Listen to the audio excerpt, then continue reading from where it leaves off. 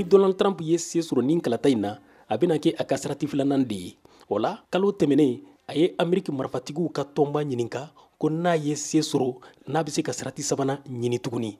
Bawo a ye misali ta jamana kuntigi Franklin Delano Roosevelt de la n'ale ye sarati 4nan kɛ Etats-Unis ɲɛmaya la n'a sara ka to fanga la san 1945 la. FDR, 16 years. Franklin ye san 16 de kɛ fanga la, bawo a ye sarati 4 de kɛ. Ne ta don ne fana ta a bɛna jate sarati 1 de la walima 2 aw de b'o fɔ ne. Roni i bɛ jaabi jumɛn di? San 1947 la wasadenw ɲɛ sariya sunba ka sariya sen 22nan wote kɛ n'o y'a to jamana kuntigi bɛ dan sarati filanan na. O sariya in sɛbɛntiyara san 1951 na tuma min a lakodɔnna mara 36 fɛ mara 48 cɛla Etats-Unis. Cakɛda min sigira sen kan walasa ka kɔlɔsiliw kɛ sariya sunba kan Etats-Unis, Pravin Fernandez y'a ɲɛmadankan ye.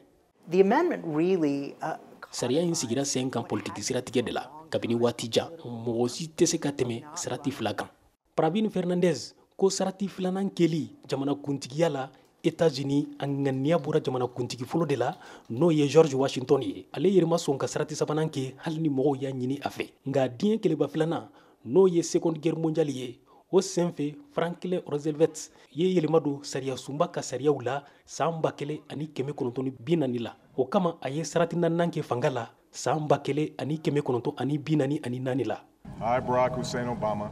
Kabini sariya sen 22nan sigira sen kan jamana kuntigi woro y'u ka sarati 2nan dafalen kɛ. A laban ye Barack Obama de ye.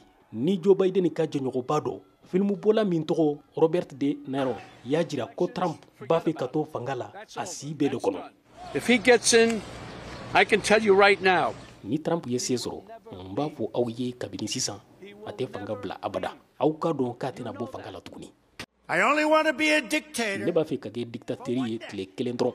Donald Trump bɛ ka kuma ta kalata in campagne sen fɛ k'a sɔrɔ a nɔ minɛnen don kiiritigɛlaw fɛ k'a sen yera san 2020 kalataw nambarali la. Sariya dɔnbaga Pravin Fernandez k'a ka nin hakilinaw ye sariya sosowalew de ye. The comments that Donald Trump recently made about a third term.